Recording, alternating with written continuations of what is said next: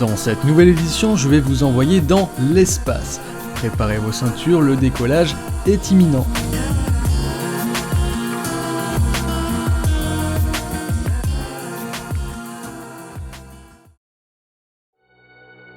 Avez-vous déjà entendu parler de nouvelles dimensions ou de changements du milieu habitable pour l'homme ?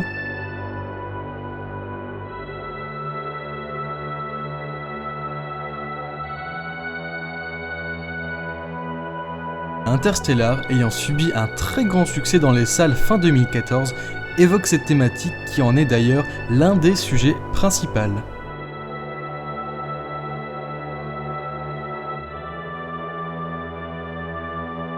Création américaine de type science-fiction dramatique, il faut prendre le temps de le visionner car sa durée est assez longue, presque 3 heures de film, mais je vous rassure, vous ne les voyez pas du tout passer.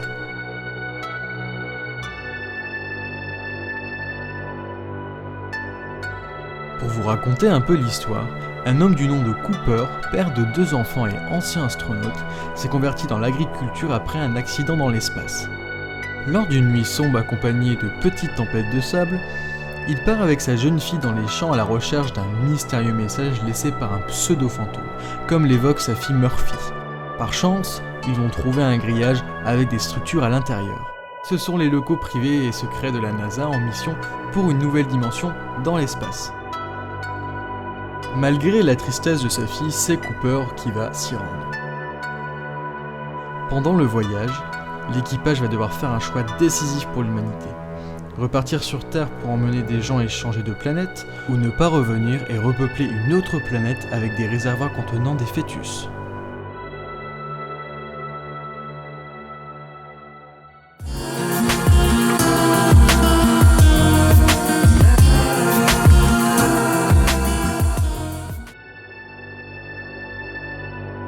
Alors, tout d'abord, ce film m'a beaucoup plu, c'est-à-dire presque l'un de mes préférés. Parfois, il est un peu difficile pour les gens de comprendre s'ils ne sont pas intéressés par la physique, l'astronomie ou le paranormal. Mon passage préféré est celui où Cooper dit à sa fille que c'était lui le fantôme. Vous comprendrez quand vous regarderez le film. Je ne vais pas vous spoiler, sinon voilà, vous aurez plus de plaisir à regarder le film. Et dans ce film, la science-fiction est différente dans le domaine du cinéma. Moi, c'est le premier film dans l'espace que je vois de différent par rapport aux autres. Et donc c'est pour cela que je lui ai attribué la note de 4,5 sur 5 sur Allociné. C'est donc sur ces mots que je vais vous dire au revoir. Je vous remercie d'avoir regardé ce nouveau Présente un truc. On se revoit bientôt. Allez, bye bye tout le monde.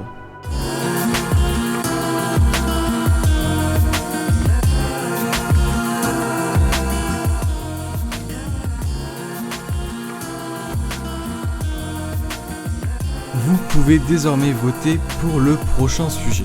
Vous avez le choix entre le film Labyrinthe ou l'autre. Le lien du sondage est dans la description.